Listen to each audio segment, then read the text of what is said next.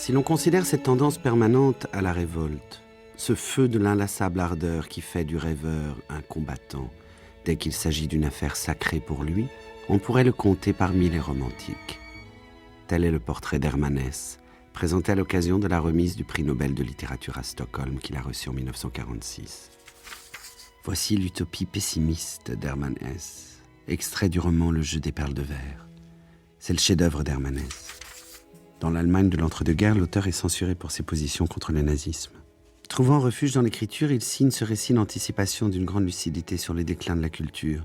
Inspiré des boucliers chinois, le fameux jeu des perles de verre représente l'idéal de la connaissance universelle, mêlant les arts et les sciences, la musique et les mathématiques, dans une sorte de gnose spirituelle.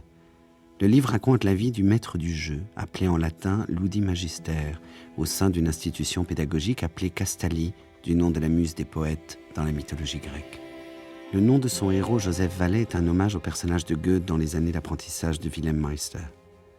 Dans l'extrait suivant, Joseph Vallet, parvenu au rang le plus élevé de la hiérarchie des joueurs, présente sa démission du poste de directeur au nom d'un idéal culturel dont il pressent la fin. Nous sommes sur le déclin. Il se prolongera peut-être encore très longtemps, mais en tout cas, il ne peut plus nous être réservé rien de plus grand, de plus beau et de plus désirable que ce que nous avons déjà possédé. Nous descendons la pente. Historiquement, nous sommes, je crois, mûrs pour la régression, et elle surviendra sans aucun doute, non pas demain, mais après-demain. Je la déduis des mouvements que je vois se préparer dans le monde extérieur. Nous approchons d'une époque critique. Partout on en sent les prémices. Le monde s'apprête une fois de plus à déplacer son centre de gravité. Il se prépare des changements de pouvoir. Ils ne s'effectueront pas sans guerre ni sans violence. Et ce n'est pas seulement une menace pour la paix, mais une menace pour la vie et la liberté qui s'annonce au fond de l'Orient.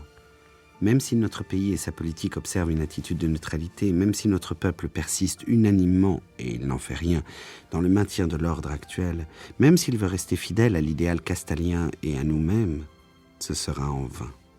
Dès maintenant, plus d'un de nos parlementaires déclare fort explicitement, quand l'occasion s'en présente, que Castalie est un luxe un peu trop cher pour notre pays. Dès que celui-ci sera obligé de s'armer sérieusement, de s'équiper pour se défendre, et le temps n'en est peut-être pas éloigné, on en viendra aux grandes économies. Et si bien intentionné que le gouvernement soit à notre égard, une grande partie de celles-ci nous concerneront. Nous sommes fiers de ce que notre institution et la permanence de la culture spirituelle qu'elle assure n'exigent de notre pays que des sacrifices relativement modestes. Bientôt, au Parlement, ce seront de nouveau les généraux qui domineront. Et quand le peuple aura à choisir entre sacrifier Castalie et s'exposer au danger, il votera.